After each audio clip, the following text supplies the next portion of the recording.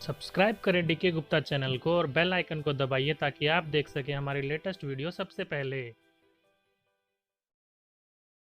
Hello दोस्तों, आप सभी का स्वागत है आज की वीडियो में। आज की वीडियो में बात करेंगे भारत की नदियों के बारे में और उससे इंपॉर्टेंट क्वेश्चन के बारे में जो कि पेपर में पूछे जा सकते हैं या जा चुके हैं। तो इस वीडियो को आप एंड तक देखते रहेगा, आपको सारी इन्फॉर्मेशन मिल जाएगी। तो नमस्कार दोस्तों, मेरा नाम है दीपक, आप देख रहे हो DK Gupta online videos for government exam. चलिए शुरू करते हैं। तो आप सभी को पता है भारत जो कि है नदियों का सम्मेलन है। भारत में अनेक प्रकार की नदियां पाई जाती हैं। तो इसी हिसाब से भारत में दो प्रकार में डिस्ट्रीब्यूट कर दिया गया इन नदियों को, जो कि पहला भाग को बोला गया हिमालयन और दूसरे भाग को बोला गया प्रायद्वीपीय नदी। तो हिमालय नदी देखिए वो नदी होती है जो कि हिमालय से निकलती है, तो उसको हिमालय नदी बोला जाता है। और प्रायद्वीपीय नदी वो होती है जो दक्षिण भारत की तरफ निकलती है, उसको प्रायद्वीपीय नदी कहा जाता है। ओके, तो हिमालय देखिए आपको पता भी होगा जो कि इस तरफ से यहां से लेके ये आपकी जो वैलीज है वो हिमालय की ये वाली है। ओके, तो ये तीनों जो वैली है वो आपकी हिमालय में गिनी जाती है। तो यहीं पर एक तिब्बत के इलाके में एक इलाका पड़ता है मानसरोवर। ओके, और एक बात यहाँ पर भी ध्यान रखिएगा, जो भारत को दो भागों में डिस्ट्रीब्यूट करते हैं, यानी कि नदी जो की है वो छोटी नदी जाकर किसी न किसी सागर या बड़ी नदी से जाकर मिलती है।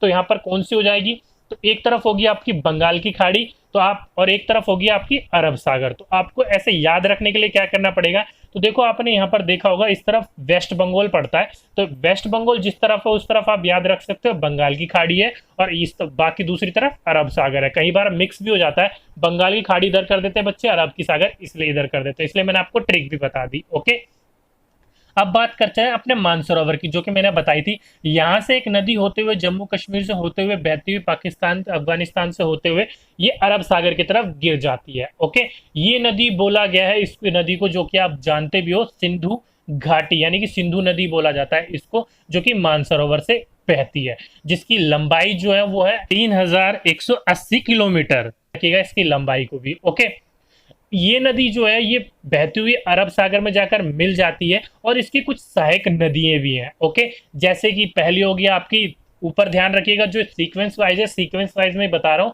और उसी को ही आप ध्यान रखिएगा। पहले आपकी सहायक नदी होगी झेलम, दूसरी होगी चिनाब, तीसरी होगी रावी, चौथी होगी आपकी व्यास और पांचवी होगी आपकी सतलुज। तो इसी लाइन में आप ध्यान रखिएगा, अगर आपसे पूछ सकते हैं ये प्रश्न कि सिंधु घाटी या सिंधु नदी की सहायक नदियां कौन कौन सी है, क्रम अनुसार लगाइए, तो क्रम उनका यही होगा, झेलम आपका जो मैंने आपको क्रम बताया, झेलम, चिनाब, राबी, व्यास और सतलुज। तो ये ध्यान रखिएगा इसका क्रम। ओके, और एक आपसे यहां से ये पूछा जा सकता है कि सतलुज नदी पर कौन सा बांध बनाया गया है, जो भारत का सबसे ऊंचा बांध है। ध्यान रखिएगा, अगर आपसे ये पूछा जाए भारत का सबसे ऊंचा बांध किस नदी पर है, तो वो सतलुज नदी पर है, जो कि भांगलवाड़ा बांध कहा जाता है इसको। ओके, तो यही जो बांध है वो सतलुज नदी पर बनाया हुआ है। अब बात कर लेते हैं सिंधु नदी के बारे में। देखिए सिंधु नदी आपको पता भी होगा, सिंधु नदी समझौते के बारे में आपने बहुत सुना होगा, जो कि 1960 में जवाहरलाल नेहरू के समय हुआ था। जो कि आपने देखा होगा जो सिंधु नदी है वो इंडिया से बहुत कम होकर गुजरती है, ज्यादातर पाकिस्तान में ही है। तो लेकिन जो वो आपके समझौता हुआ था इंडिया पाकिस्तान के बीच में, वो समझौते में उन्होंने ये कहा था कि सिंधु, झेलम और चिनाब, ये जो तीन नदी है, इन तीनों नदी का 80% पानी जो यूज करेगा वो पाकिस्तान यूज करेगा और 20% पानी इंडिया यूज करेगा। बाकी तीन नदी बच गई आपकी रावी, व्यास और सतलुज। इन तीनों नदी का 80% पानी इंडिया यूज करेगा और 20% पानी पाकिस्तान यूज करेगा, यानी कि बिल्कुल अपोजिट है। तो ये हुआ था सिंधु का जो कि समझौता हुआ था इंडिया पाकिस्तान के बीच में। ओके, अब बात कर लेते हैं कुछ दूसरी नदियों के बारे में। देखिए उत्तराखंड में यहाँ पर गंगोत्री, यहाँ से निकलती है हमारी गंगा, और निकलते हुए बिहार, यूपी, झारखंड की तरफ से बहती हुई चली जाती है आपकी ये बंगाल की खाड़ी में, बांग्लादेश होते हुए। ओके, तो जिसकी हाइट अगर आपसे पूछी जाए कि इंडिया की यानी कि सबसे लंबी नदी कौन सी है, तो इंडिया की सबसे लंबी नदी आपकी यही होगी गंगा, जिसकी लंबाई क्या है 25-25 मीटर। ओके, सॉरी 25-25 किलोमीटर, ये इसकी लंबाई है, ध्यान रखिएगा। ओके, अब बात कर लेते हैं देखिए इसके आगे। तो ये नदी जो जाती है, इसको यहाँ से गंगोत्री से जब निकलती है और ये जाकर जब बांग्लादेश में चली जाती है, तो बांग्लादेश में इसको अलग नाम से जाना जाता है, इस बात को ध्यान रखिएगा। इंडिया में इसे गंगा कहा जाता है और बांग्लादेश में इसको पद्मा बोला जाता है, और जाकर कहाँ मिल जाती है ये, बंगाल की खाड़ी में। उत्तराखंड के इसी के साइड से एक और नदी निकलती है जो कि आगे जाके इलाहाबाद प्रयाग, जो कि मैंने आपको बताया भी था, जो कि गुप्त काल की उस टाइम ये उनका राजधानी बनी थी। तो ये नदी यहाँ से निकलकर प्रयाग इलाहाबाद में जाकर गंगा के साथ मिल जाती है। ओके, और इसकी जो लंबाई है वो 1310 किलोमीटर है, ध्यान रखिएगा। यमुना आगे जाकर ये यमुना के साथ मिलकर ये भी, यानी गंगा के साथ मिलकर ये भी जाकर कहां पर चली जाती है, वो बंगाल की खाड़ी में। ओके, अब बात करते हैं मानसरोवर। मानसरोवर के पास से, यानी कि जो मैंने आपको बताया था सिंधु नदी निकलती है, वहां से एक और नदी निकलती है जिसको बोला जाता है तिब्बत में सापो, जो कि यहाँ से बहती हुई अरुणाचल प्रदेश से अंदर होती हुई यहाँ से आपकी बांग्लादेश में जाकर बंगाल की खाड़ी में मिल जाती है। जो कि आपको देखिए, ये जो मानसरोवर से जब ये नदी निकलती है, जब इसको बोला जाता है तिब्बत में सापो, जिसकी टोटल लंबाई 2900 किलोमीटर है। ध्यान रखिएगा 2900 किलोमीटर है। लेकिन ये जो हिस्सा जब अरुणाचल प्रदेश में घुसता है, जब इसको इंडिया में क्या बोला जाता है, ब्रह्मपुत्र। तो ध्यान रखिएगा, इसको तिब्बत में बोला जाता है सापो, इंडिया में घुसने के बाद इसको इंडिया में बोला जाता है ब्रह्मपुत्र।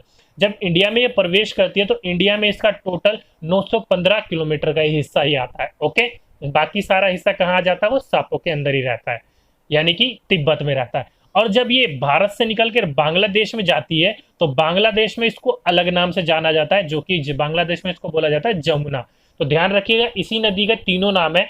आपको तिब्बत में बोला जाता है सापो, भारत में ब्रह्मपुत्र, और बांग्लादेश में जाकर इसे बोला जाता है जमुना, जिसकी टोटल लंबाई मैंने आपको बता दी 2900 किलोमीटर है, और इंडिया में इसका टोटल 915 किलोमीटर है। ओके, अगर आपसे ये पूछा जाए कि भारत की सबसे चौड़ी नदी कौन सी है, तो आपकी वो ब्रह्मपुत्री होगी। ध्यान रखिएगा, सबसे चौड़ी नदी। ओके, तो आंसर क्या आएगा आपका, ब्रह्मपुत्र, जिसको बांग्लादेश में जाने के बाद क्या बोला जाता है, जमुना। तो ये जाकर नदी मिल जाती है किससे, जो कि हमारी इंडिया से जो जा रही थी गंगा, उसी से जाकर ये लास्ट में मिल जाती है। जब ये बाद में जब वहां जाकर मिलती है तो वहां पर जाकर इसको क्या बोला जाता है, बांग्लादेश में मेघना। ध्यान रखिएगा इस नाम को।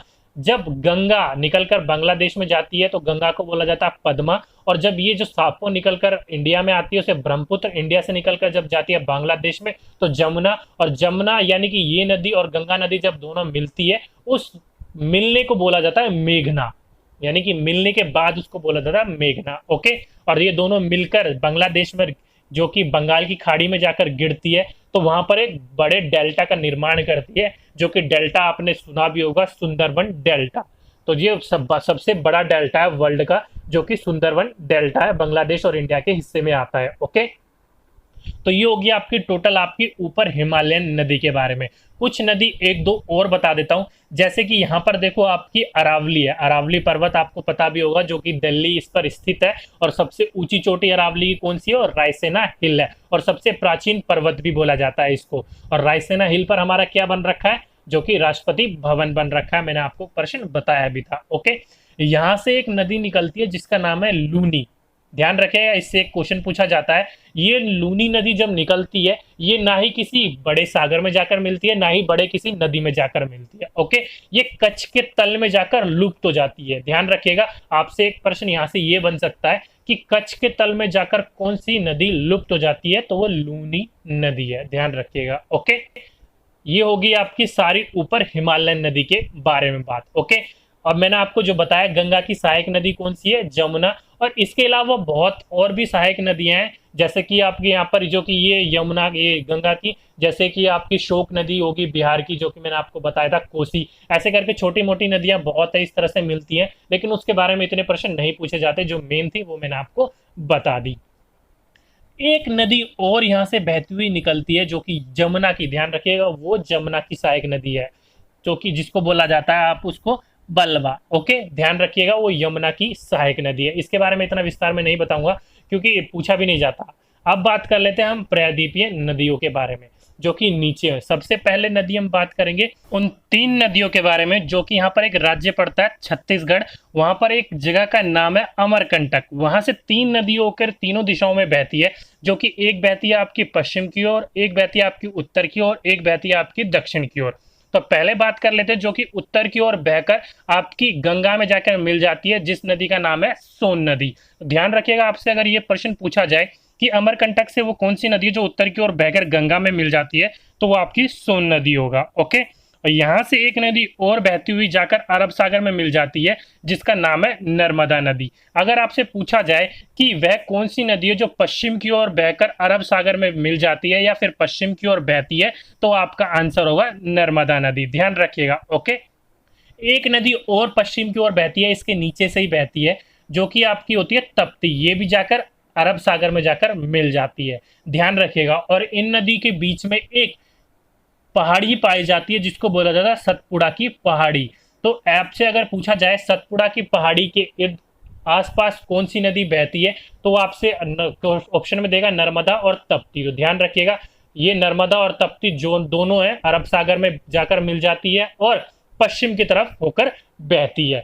और एक क्वेश्चन आपसे यहाँ से एक और पूछा जाता है कि ऐसी कौन सी नदी है जो रिफ्ट घाटी या द्रोणी से होकर बहती है, जो कि जो सतपुड़ा पहाड़ी है ये पर्वत की एक श्रृंखला होती है, जो इसके बीच में वैली होती है उसको रिफ्ट कहा जाता है या द्रोणी कहा जाता है, तो इसी के बीच से होकर बहती है। तो आपको अगर ये भी पूछा जाए कि रिफ्ट घाटी या द्रोणी से होकर बहने वाली वो नदियां कौन सी है, तो नर्मदा और तप्ती ये दोनों ही उसका सही आंसर होगा। ओके, ये होगी आपकी प्रश्न की बात। अब बात कर लेते हैं अमरकटक से जो तीसरी नदी निकलती है, वो नदी निकलकर बहती है आपकी बंगाल की खाड़ी में जाकर मिल जाती है और उस नदी का नाम है महानदी। ध्यान रखिएगा। और महानदी पर एक बांध बन रखा है जिसको हीराकुंड बांध भी बोला जाता है और ये भारत का सबसे बड़ा बांध है। ध्यान रखिएगा, अगर आपसे पूछा जाए कि भारत का सबसे बड़ा बांध हीराकुंड बांध कौन सा बांध है, तो वो हीराकुंड बांध होगा। और कहाँ पर स्थित है, ये उड़ीसा में स्थित है। ध्यान रखिएगा। और पूछा जाए किस नदी पर है,